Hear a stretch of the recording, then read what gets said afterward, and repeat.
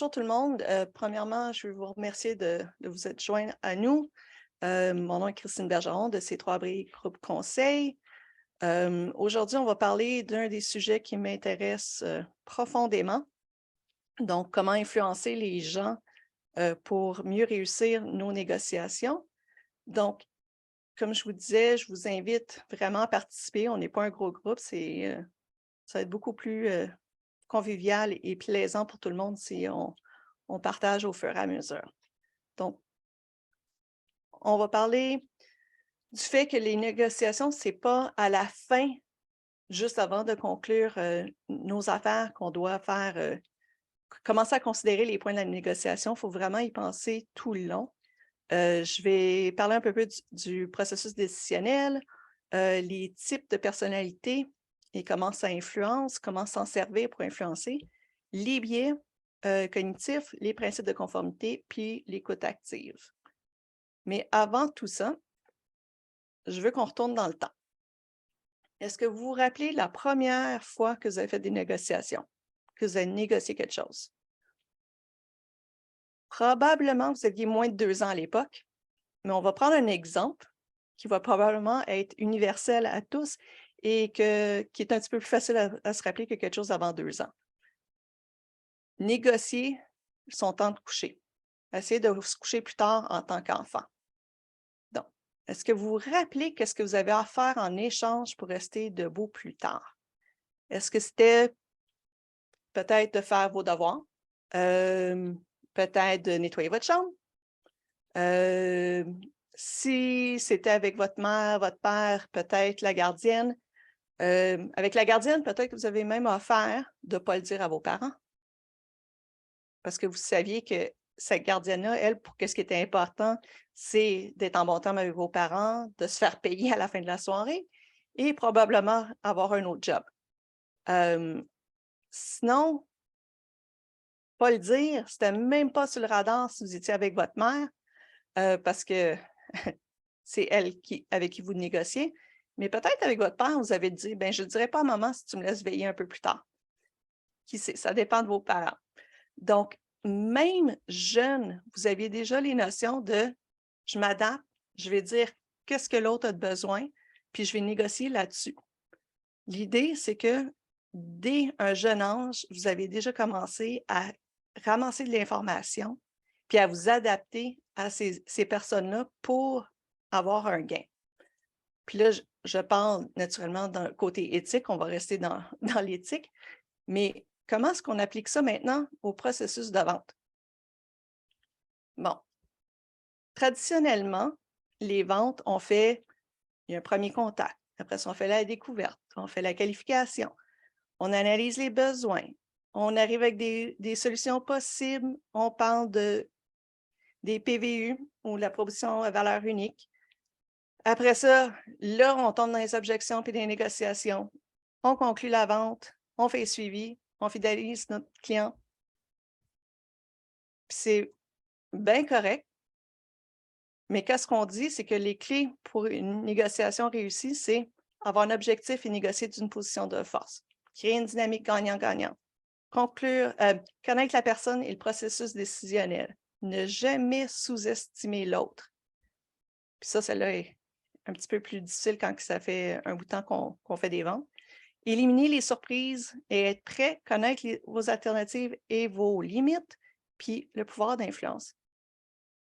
Je contredis absolument pas ces clés-là. C'est vraiment pour avoir un succès en fin de négociation, il faut tout ça.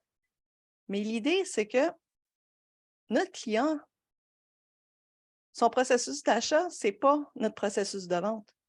Eux, c'est une prise de conscience. Ils vont faire une investigation de ce qu'ils ont besoin, avec qui ils peuvent faire affaire. Ils vont considérer leur choix. Il y a une intention, ils vont faire l'achat, ils vont évaluer, puis ils vont vous retenir comme fournisseur par la suite. Donc, tout au long de leur processus, eux, ils sont en train de prendre des décisions, pas juste en négociation, ils sont tout le long en train de faire des petites décisions ou des grosses. Donc, il faut s'adapter à eux. Puis, qu'est-ce que je propose? C'est de ne pas considérer les négociations comme une étape du processus, mais une partie intégrante de tout l'ensemble du processus. Puis vous allez comprendre comment on y arrive en influençant les gens. Donc, deux choses qu'on a besoin, c'est d'influencer puis des connaissances. Donc, plus qu'on a d'influence, plus qu'on a accès à de l'information. Plus qu'on a des connaissances puis de l'information, plus qu'on peut influencer notre client puis dans son processus. Puis là, vous allez me dire, bien, c'est normal. C'est quoi qu'on a besoin comme connaissance? C'est quoi leur rôle dans le processus décisionnel? Ça, si vous avez fait des cours de vente, vous le savez déjà. Puis si ça fait un petit peu de temps que vous êtes en vente, vous le savez aussi. Ils sont où dans le processus d'achat? C'est quoi leur type de personnalité? En tant que vendeur, on se fait demander d'être caméléon, de s'adapter à tout le monde qu'on a devant nous. Mais il faut se baser sur quelque chose. C'est quoi leurs besoins? C'est quoi leurs préoccupations? C'est quoi leurs préférences à eux? C'est qui leur fournisseur actuel? C'est quoi leur industrie? Connaître leur industrie, des fois, ça prend du temps, mais c'est correct, il faut le savoir. Puis, en tant que vendeur, je suis sûre que vous faites tout ça. Mais c'est comment est-ce que vous allez prendre cette information-là après pour les influencer? Puis là, vous allez me dire, ben là, si tu ne connais pas ton produit, tu ne connais pas ton industrie, tu ne connais pas tes compétiteurs, qu'est-ce que tu fais en vente? Hey! Mais tout ça, c'est tout énormément de conséquences sur votre pouvoir d'influence. Principe de conformité. Est-ce qu'il y en a probablement, la plupart d'entre vous, vous connaissez les principes de conformité. C'est des choses qui vont influencer les gens de façon presque universelle. Donc, je n'ai pas le temps de passer au travers de tous ces principes-là. On va en voir quelques-uns, puis on va commencer avec l'autorité. L'autorité, c'est que les gens ont tendance à suivre les conseils de quelqu'un qui considère ayant une expertise ou qui perçoivent comme étant connaissant. Pensez aux pubs.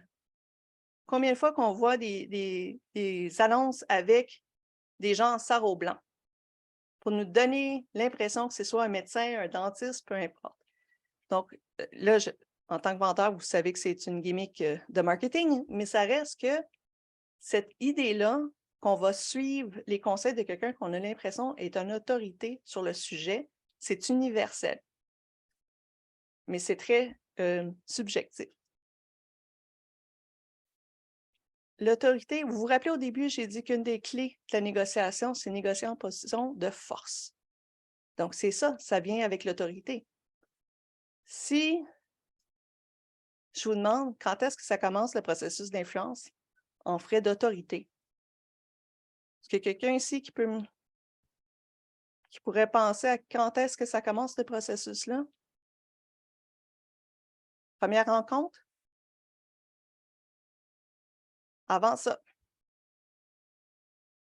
Premier contact, donc premier téléphone, appel, premier courriel? Même pas. Avant ça. Dans la phase d'investigation du client ou du prospect.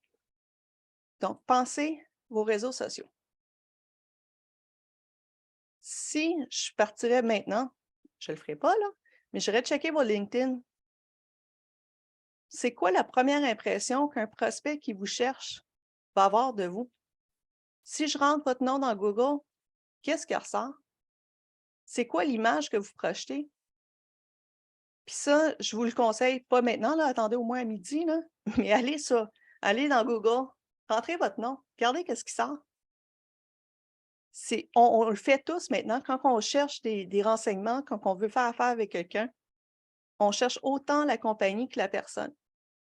Donc, est-ce que vous utilisez encore LinkedIn comme outil de recherche d'emploi, comme quand vous avez commencé votre site, ou est-ce que vous en servez comme outil de vente pour démontrer votre expertise puis comment vous pouvez aider les clients potentiels?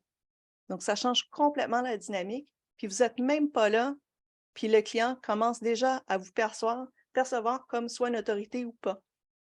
Donc, je vous conseille d'aller vérifier tantôt.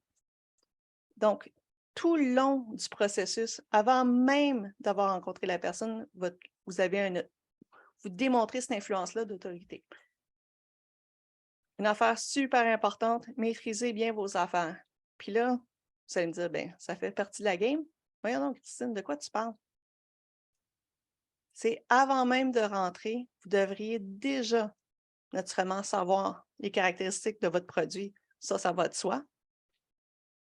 Les avantages que votre produit ou service offre, mais pas juste les produits et services, l'ensemble de ce que vous offrez comme entreprise. Donc, par rapport à la concurrence, par rapport aux fournisseurs actuels de cette personne-là, puis par rapport à leurs besoins. Puis là, j'emmène ça une étape plus loin. Le retour sur investissement pour chacun des avantages que vous offrez, vous devriez le savoir avant même de rentrer en conversation avec ce prospect-là. Puis là, je ne vous vois pas tous à la caméra, mais j'imagine qu'il y en a plusieurs d'entre vous qui me disent comment est-ce que je peux savoir le retour sur investissement quand je n'ai même pas ces chiffres? Je ne sais même pas qu'est-ce qu'on va faire ensemble. Vous devriez déjà avoir des exemples génériques en parlant en termes de pourcentage, d'avoir déjà des réponses à, puis là, je vais vous donner un exemple, notre produit est meilleur, mais ça va coûter plus cher un produit qui est meilleur.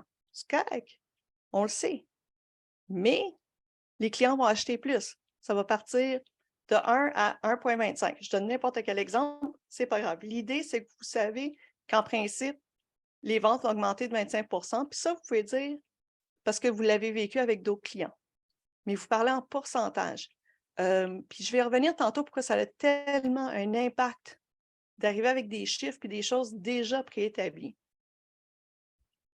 Vous devriez déjà savoir prix, modalité de paiement, livraison, inventaire, puis les particularités de votre industrie, puis de votre organisation. Puis là, ça va de soi. Je ne parle pas en termes de savoir comment que ça coûte votre produit puis votre service. C'est quoi vos marges de manœuvre sur toutes ces choses-là? Parce que quand ça va venir sur le sujet, au lieu d'attendre en négociation, attendre à la fin de la conversation ou que ça devient peut-être un enjeu majeur, vous savez déjà quand ça va être nommé, quand ça va être dit, si c'est une préoccupation de ces clients-là, d'avoir peut-être des modalités de paiement autres que ceux que vous offrez par défaut, vous êtes capable déjà de dire si c'est une option ou pas.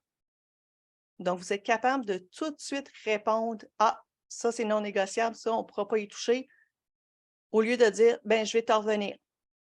Vous savez déjà, sans être capable d'y dire nécessairement qu'est-ce que vous allez pouvoir y offrir spécifiquement, vous êtes capable déjà de déterminer « OK, ça, oui, on pourra en reparler, ça, non, ce n'est pas une possibilité », parce que c'est très distinct d'une entreprise à l'autre, dépendamment des cas de figure. Des fois, vous pouvez offrir des affaires, d'autres non. Donc, peut-être c'est de jouer sur la livraison, quoique de ce temps-ci, on n'a pas vraiment de pouvoir sur les délais de livraison, mais les inventaires, est-ce que vous pouvez aider la personne avec ses inventaires ou non? Donc, vous êtes déjà en train de répondre à ces questions-là avant d'arriver à la fin de la conversation, ou peut-être que là, ça devient un enjeu majeur au lieu de quelque chose qui est réglé au fur et à mesure. Puis là, on arrive les types de personnalités. Probablement, vous êtes toutes soit au courant de analytiques, motivateurs, aimables ou expressifs, ou vous les connaissez sur les couleurs rouge, jaune, vert, bleu. L'important, c'est que généralement, on apprend ces types de personnalités-là pour créer un lien, un rapport. Donc, le rapport, c'est qu'on a tendance à vouloir faire affaire avec les gens ou prendre les conseils des gens avec qui on a des affinités, des choses en commun. Là, vous êtes là, donc j'imagine que non, vous n'êtes pas parti pour la semaine de relâche. Mais ceux qui partent en voyage, les conseils de qui vous allez suivre? Les gens qui mettent des commentaires en ligne ou vos amis qui viennent de revenir d'un resort? Donc, vos clients, c'est la même chose.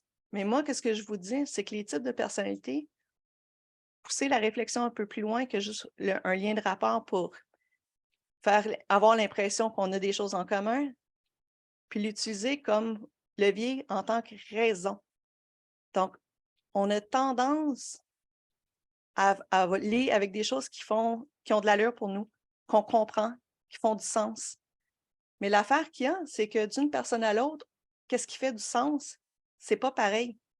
J'aimerais ça dire que tout le monde est 100% logique, mais on le sait tous, c'est pas vrai. Puis même la logique, est-ce qu'on travaille en chiffres ou pas en chiffres? Donc, d'une personne à l'autre, il faut s'adapter. On va commencer avec l'analytique. L'analytique, qu'est-ce que vous allez vouloir discuter tout le long que vous parlez? C'est les détails. Rentrez dans les détails. Assurez que vous leur fournissez de l'information. Puis là, vous allez me dire, ouais, mais c'est super dans les détails. Vous pouvez envoyer les détails, cette personne-là va faire sa recherche de toute façon. Ce type de personnalité-là, que ça vienne de vous ou que ça vienne de quelqu'un d'autre, ils vont vouloir les détails. Donc, aussi bien que ça soit de vous, puis que vous avez le contrôle sur l'information qu'ils ont, qu'ils aillent en ligne puis chercher n'importe quoi. Tout le long, vous allez devoir présenter des analyses logiques. Donc, faire le pour et le contre des affaires. Leur donner un retour sur investissement vraiment détaillé. Puis là, qu'est-ce qui est vraiment dur pour la plupart des vendeurs, c'est leur donner le temps et l'espace pour évaluer les choses. On veut tellement s'assurer qu'on va conclure la vente que des fois, on pousse. Puis si vous êtes devant quelqu'un qui est analytique, pousser, ça va faire que peut-être vous allez perdre la vente. Donc, je ne dis pas de leur donner 6 mois pour y réfléchir. Vous pouvez leur offrir d'être avec eux, de revenir dans une couple de jours pour discuter des points avec eux. Mais l'important, c'est leur donner ce temps-là. Soit leur fournir les informations avant la rencontre, revenir avec une deuxième rencontre, soit en ligne ou en personne, dépendamment, ou au téléphone. Mais vous devez absolument leur donner ce temps-là pour analyser qu'est-ce qu'ils ont comme information. Eux, leurs critères de succès, c'est est-ce que ça répond aux exigences techniques, puis est-ce que la qualité est là? C'est leur préoccupation à eux. Les motivateurs, puis je serais prête à gager que la plupart d'entre vous, vous êtes plus motivateurs, mais c'est la synthèse. Vous voulez les faits, mais en synthèse. Donc, pensez sommaire exécutif. Si vous êtes capable de le mettre en une page, toute l'information que vous avez à donner, vous le faites en une page. Ces gens-là veulent les faits, mais super rapidement, super accessible. Donc, vous devez être absolument clair, pas rentrer dans les détails, puis vraiment mettre l'accent sur les faits. Puis là, ça, c'est un petit peu plus difficile, leur donner le sentiment de contrôle et qu'ils ont gagné. Donc, vous allez adapter votre discours pour qu'il y ait l'impression que c'est eux qui ont le contrôle. Puis je préfère plein de blagues sur que les femmes et leurs maris, leur faire croire que c'est leur idée, mais on va arrêter cela. Donc, pour eux, les critères que vous voulez mettre de l'avant, c'est qu'est-ce qui est le meilleur pour leur organisation, puis les résultats. Analytique, c'est la qualité de ce que vous leur offrez. Le motivateur, on parle en termes de résultats. Donc, tout votre discours, tout le long de vos présentations, vous devez vous tourner vers qu'est-ce que ça va leur apporter en bout de ligne. Puis là, presque l'autre registre, les aimables. Donc, eux, c'est tout ce qui est pour leur équipe. Donc, vous allez vraiment parler en le vous, équipe, général, pluriel. Vous allez établir une relation et une confiance tout le long. Ces gens-là, puis là, des fois, c'est difficile, mais les réunions que vous allez avoir avec ces gens-là, surtout au début, ça va être beaucoup une interaction plus personnelle. Donc, parler de la famille, parler des voyages. Ces gens-là vont acheter des gens avec qui ont vraiment l'impression qu'il y a un lien presque d'amitié, même si c'est en affaires. Donc, c'est super important de calculer ça dans le processus, que ça va prendre un peu plus de temps de rentrer dans les points d'affaires. Même que je vous dirais, quand vous allez faire vos agendas pour les rencontres avec ces gens-là, on dit généralement essayer de mettre max 3 points. Avec eux, 1, 2 points, c'est vraiment le maximum que vous allez faire parce qu'il y a beaucoup de qu'est-ce qu'on appelle en anglais le small talk, là, vraiment juste de jaser de tout et de rien. C'est ce lien-là que les autres apprécient. Puis là, vous allez me dire, j'ai pas le temps à perdre là-dedans. On revoit le motivateur en vous. Ça reste que ces gens-là, quand ce lien-là est fait, ils sont beaucoup plus fidèles. Puis là, on s'entend autant fidèle qu'un client peut l'être, mais ça reste que ces gens-là vont vraiment être plus fidèles. Pour eux, vous allez parler de bonheur de l'équipe, puis les résultats, encore, comme le motivateur, mais résultats pour l'équipe. Donc, ce n'est pas les résultats pour l'organisation, c'est vraiment en termes des gens qui vont être impliqués à travailler avec ce produit ou service-là. Et le dernier, et non le moindre, c'est l'expressif. Donc, c'est des gens qui veulent des explications simples. Ils ne veulent pas de détails. Il faut que vous faites preuve de créativité. Il y a énormément d'accent sur l'expérience.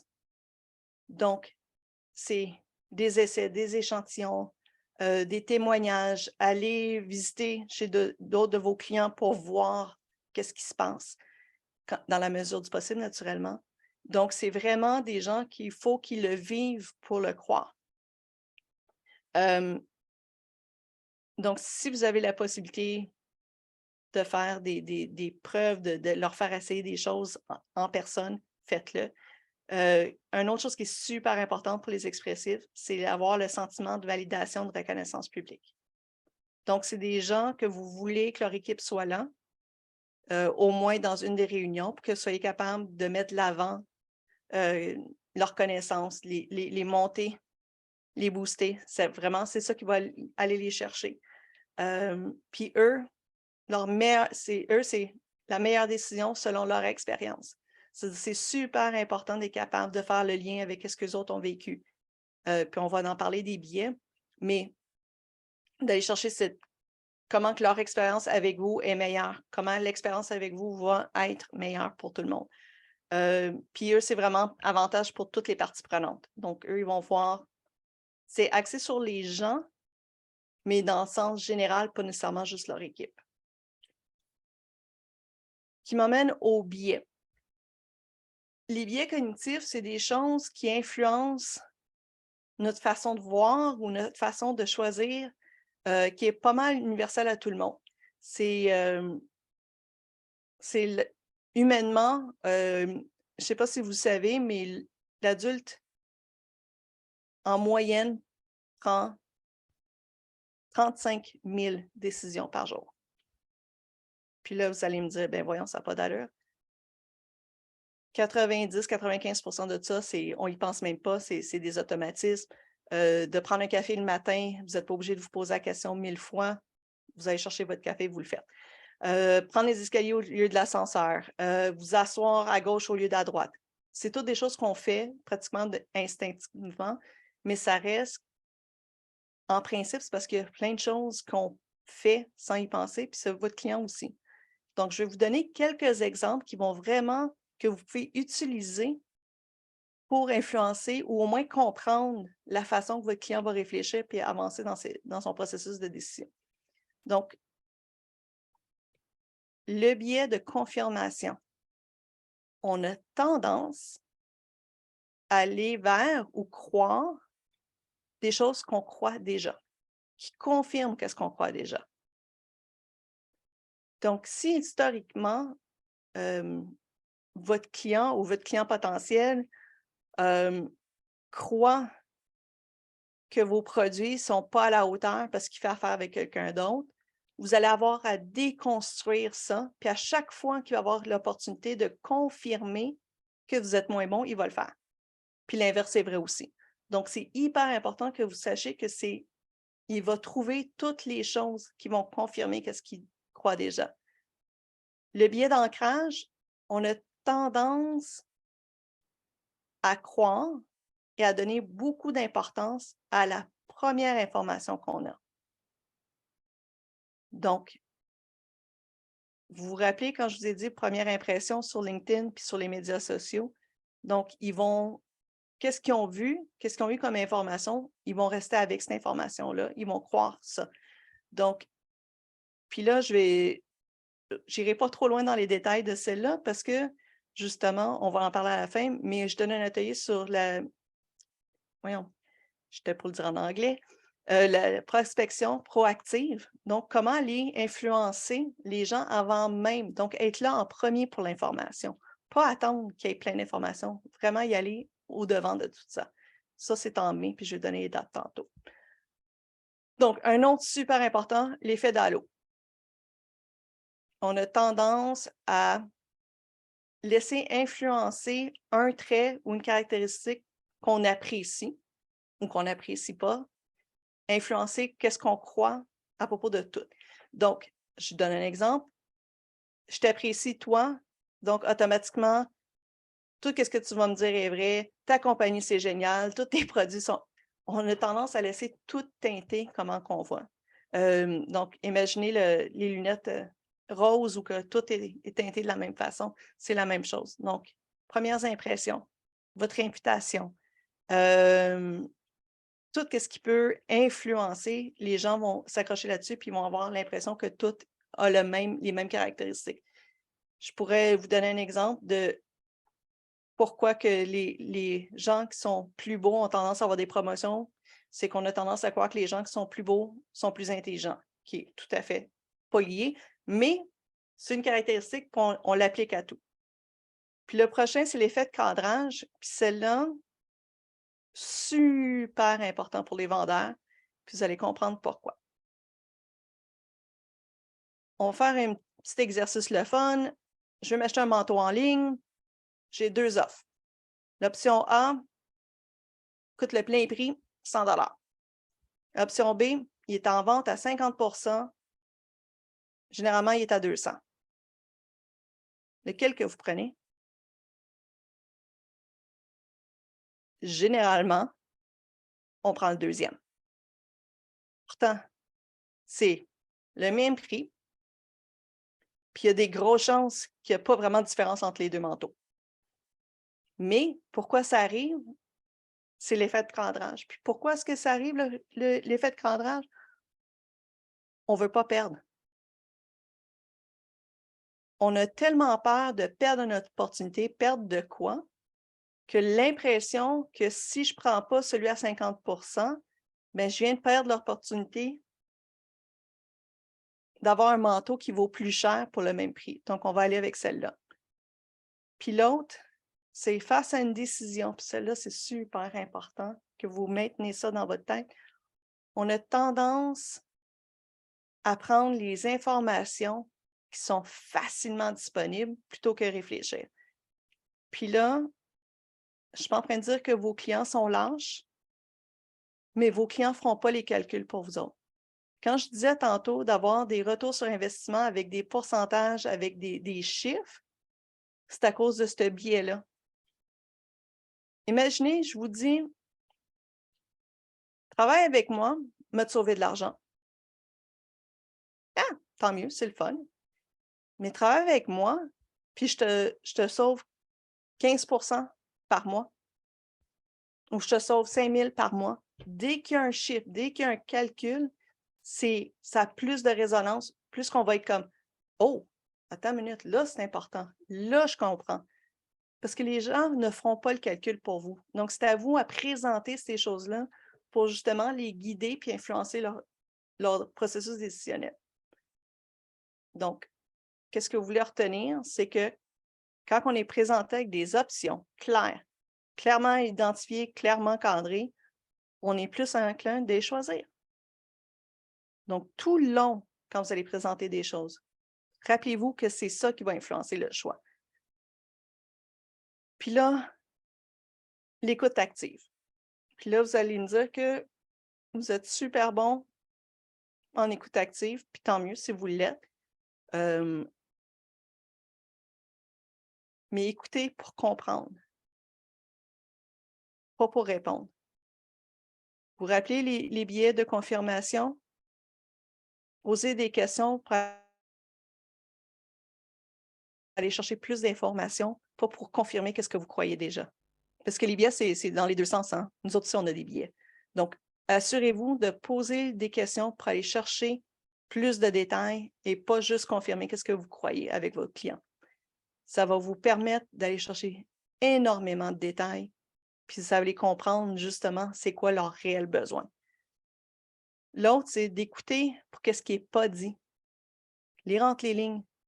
C'est quoi les choses qu'on ne dit pas? C'est quoi les réactions ou le non-verbal?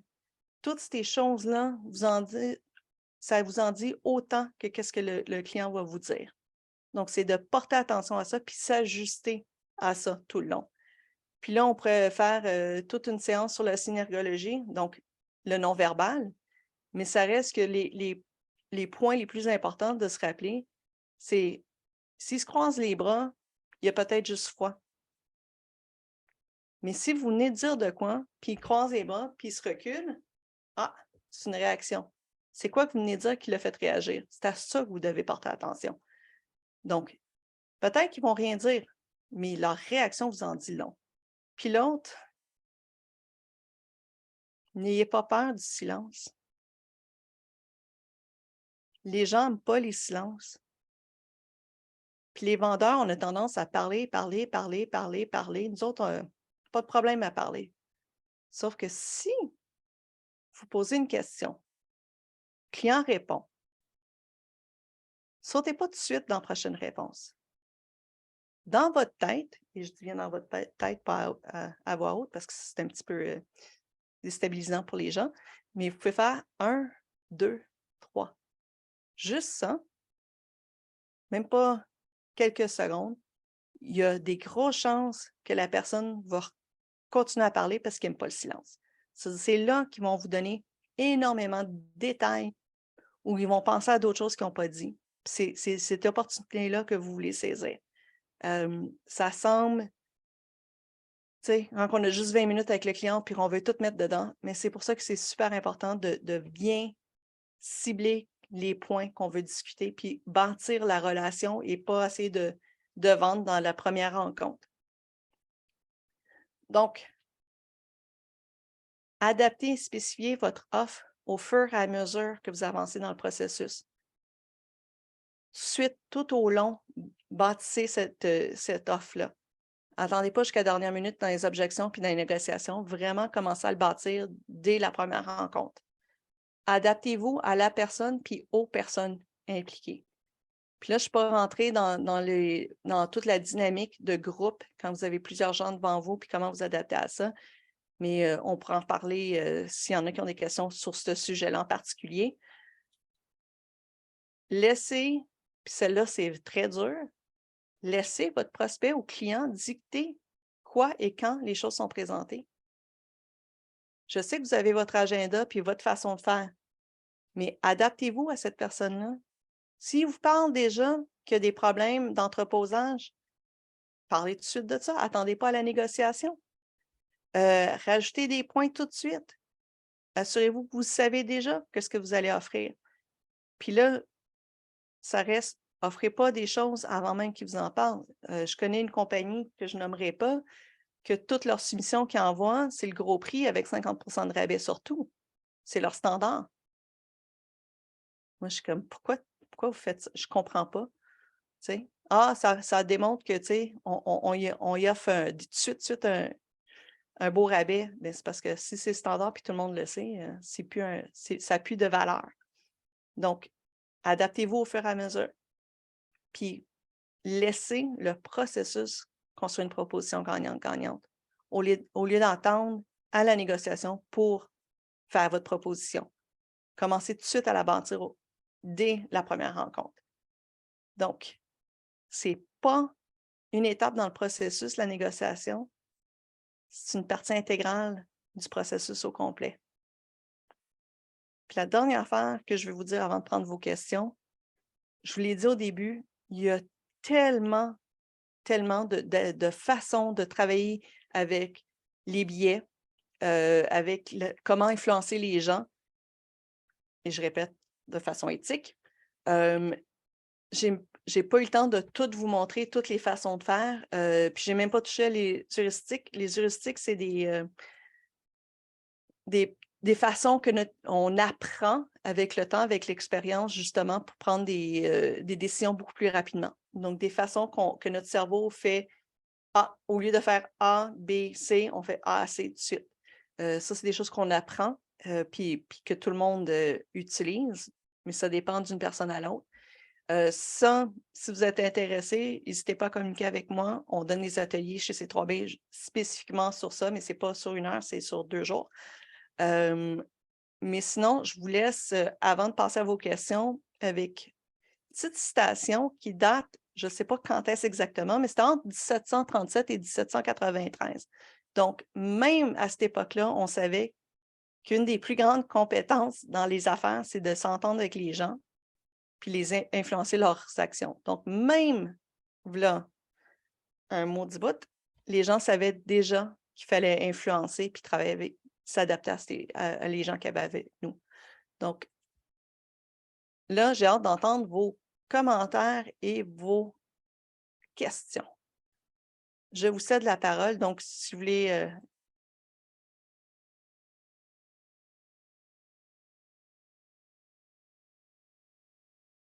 Ah non, non, non. Dites-moi pas, est-ce qu'il va falloir que je commence à nommer des gens?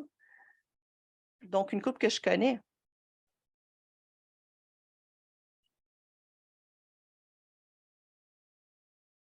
Vous pouvez remettre vos caméras, si vous voulez.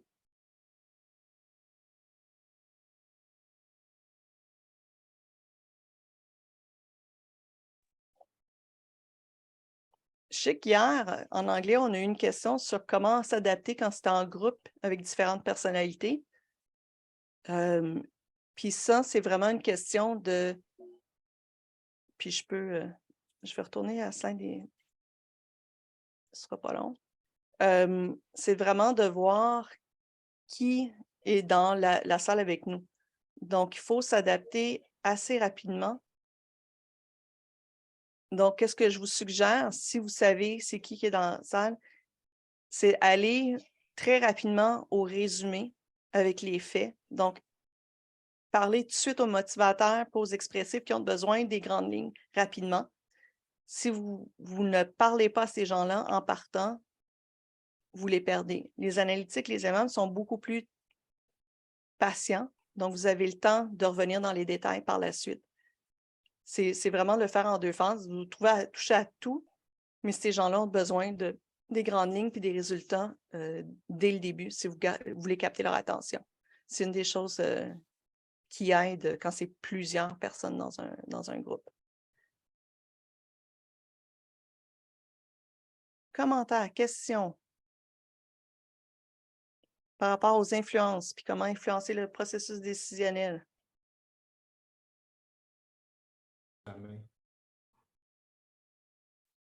Oui, Oui, allô, est-ce que vous m'entendez? oui. Oui. Moi, c'est Eric chez Strathmore. J'ai une question par rapport à Qu'est-ce que vous avez comme suggestion quand il faut déconstruire des idées reçues ou des mauvaises perceptions par rapport à qui peuvent arriver là, chez certains individus par rapport à nos produits? Mais commencer par pas, ben, de comprendre puis de répondre à cette préoccupation-là, puis dire, je comprends que vous avez eu une mauvaise expérience ou que cette perception-là, tout de suite, rentrer dedans. Puis après ça, poser des questions sur d'où que ça vient, cette perception-là. C'est-tu leur expérience personnelle? C'est-tu un cas précis? C'est-tu quelque chose qui est arrivé à plusieurs reprises? Puis là, c'est ça, c'est désamorcer le pourquoi. Parce que souvent, comme je vous disais, l'effet d'halo, c'est que des fois, c'est... Puis là, je peux vous donner un exemple. Tu as une fois une commande avec, je sais pas moi, avec Uber Eats, que ça a été livré tout croche, ben tu vas peut-être aller avec DoorDash la prochaine fois. Puis tu sais, ça fait 20 fois que tu commandes, mais c'est la une fois qui a fait que tu étais fâché puis que tu ne recommandes pas. Donc, des fois, juste de savoir, puis des fois, c'est même pas la personne qui a vécu quelque chose, c'est elle a entendu dire que. Donc, c'est d'aller chercher le pourquoi qui pense ça. Puis après ça, leur donner des exemples, des faits qui désamorcent cette perception-là. Puis des fois, ça peut prendre du temps. des fois, ça peut prendre beaucoup de temps, mais c'est d'arriver vraiment avec des faits où, puis là, je sais qu'on est supposé de prendre la responsabilité en tant que vendeur, puis, mais tu sais, dire, c'est la personne qui a fait cette erreur-là, c'est une personne, de dire que c'est, tu sais, elle ne travaille plus avec vous. Si vraiment il y avait un problème avec un produit, ben de démontrer que le produit est amélioré, voici les changements qu'on a faits, voici les étapes qu'on a prises pour améliorer ce produit-là. Donc, c'est vraiment reconnaître que la personne a cette perception-là, creuser. C'est comme n'importe quelle objection, dans le fond, c'est vraiment de le désamorcer, puis après ça, mais être patient. Il faut être patient parce que des fois, c'est de longue durée. Donc, mais ça se fait. Merci.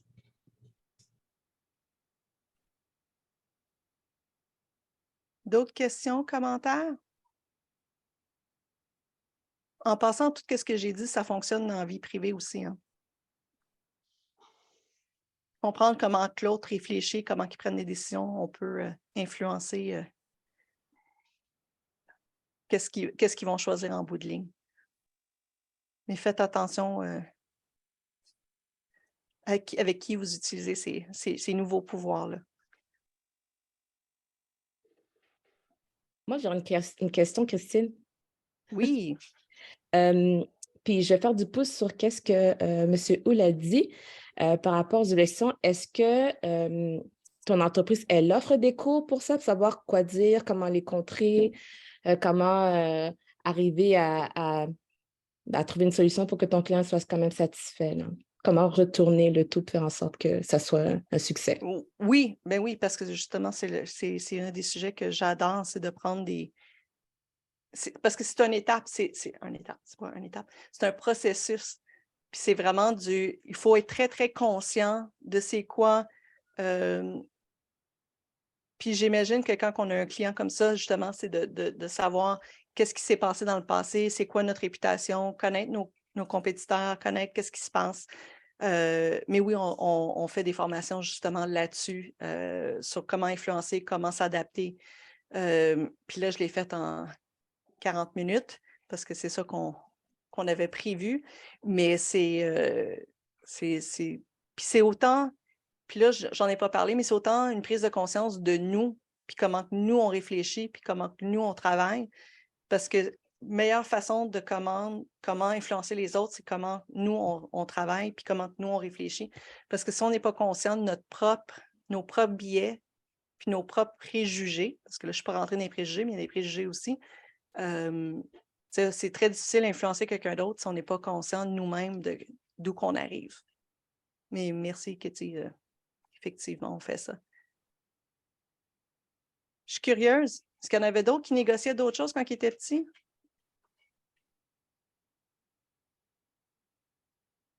J'ai quelqu'un hier que j'ai oublié de le mentionner, mais qui disait qu'il promettait à ses parents de dormir, de rester couché plus tard le lendemain matin. Pour ceux qui ont des enfants, vous savez que ça, c'est impossible. Là. Je ne sais pas si ses parents l'ont cru, là, mais c'est rare que les enfants restent couchés plus tard le matin, petits. Peut-être plus vieux en adolescence, là, c'est plus levable, mais tu sais. Est-ce qu'il y en a qui ont eu des enjeux, justement, d'influence avec des nouveaux clients ou des clients existants qui ont tout eu à reconstruire ou en partie?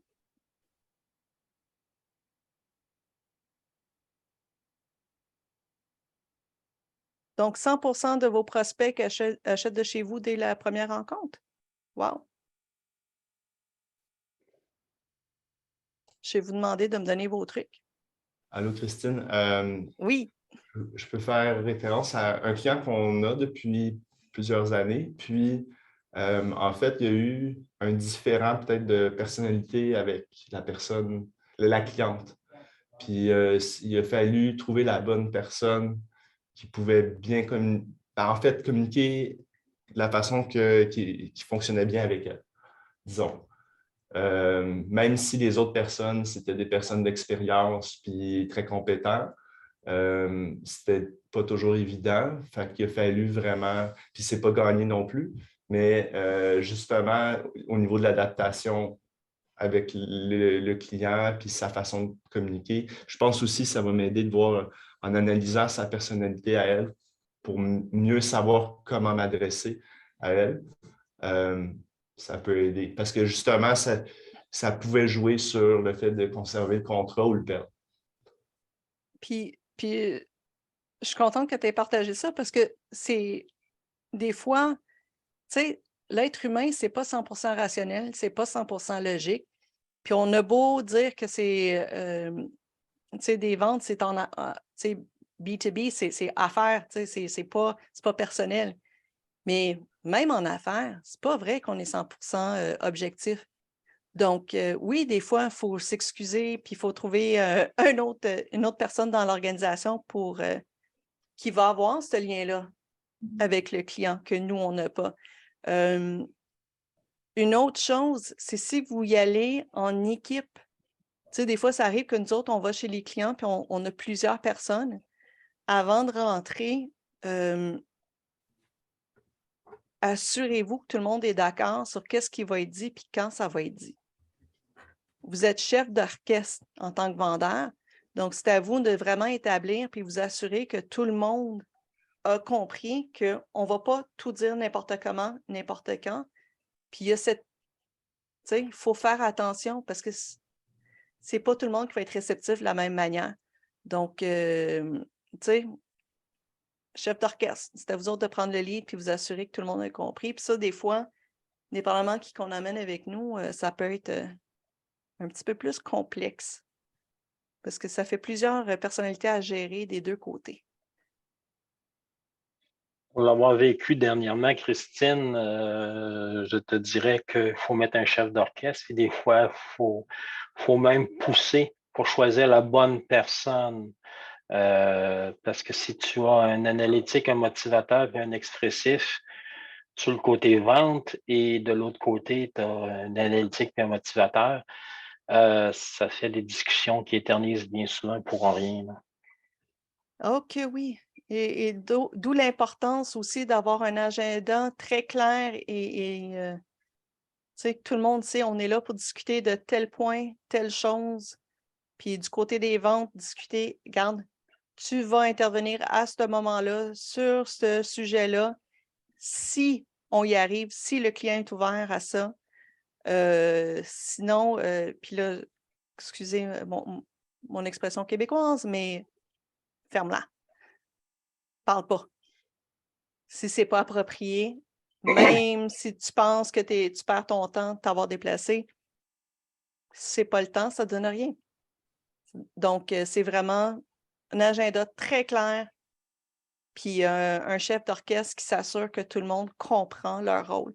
Puis, Serge, pour faire du pouce, qu'est-ce que tu dis? Surtout quand tu as des motivateurs et des expressifs qui veulent tout prendre l'espace donné, il faut faire super attention.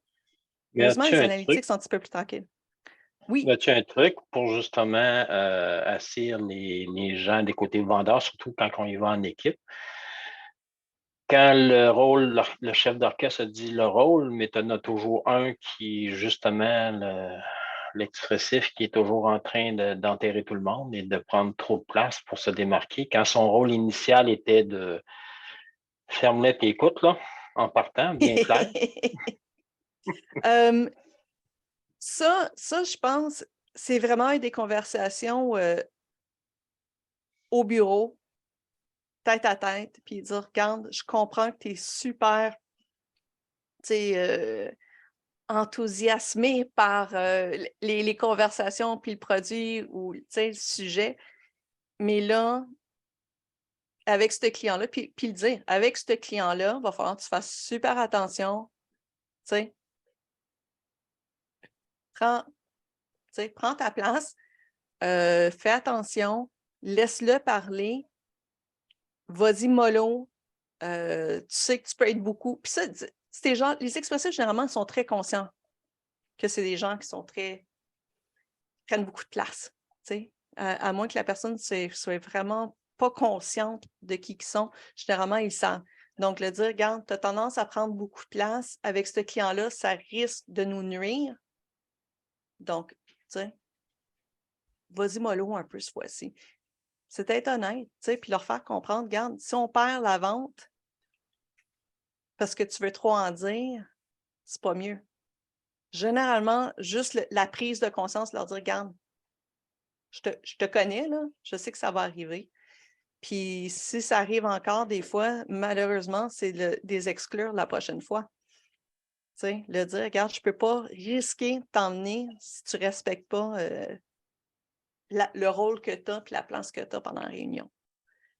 Puis ça, des fois, il faut que ça monte plus haut pour expliquer le pourquoi qu'on exclut notre expert ou experte en quelque chose. Là. Mais tu sais, quand il y a des enjeux d'obtenir la vente ou pas, des fois, ça vaut la peine de mettre les choses au clair. C'est la même chose, on ne se le cachera pas. C'est le même pouvoir d'influence qu'il faut utiliser avec nos collègues dans des situations-là que qu'est-ce qu'on veut servir avec notre client. C'est de les influencer, leur faire comprendre les gains qui ont à modifier un peu leur comportement pendant la réunion. On le fait en tant que vendeur. On est des caméléons, je l'ai dit au début. On change la manière qu'on agit devant les gens selon qui qu'on a devant nous pour avoir des meilleures ventes. Donc, c'est de leur faire comprendre ces mêmes enjeux-là pour eux. Merci. D'autres commentaires, questions? Donc, je vous remercie infiniment. C'était super intéressant. Début mai, sur le site de CPSA, vous allez trouver, il y a l'atelier sur la prospection proactive qu'on donne, CPSA et moi. Vous allez aussi avoir, parce que là, je me rappelle qu'est-ce que Rupelin a dit hier, il y a un sondage à la fin de la conférence. Donc, qu'est-ce que je vous demanderais, c'est de répondre ces 3 questions. Ça prend quelques minutes.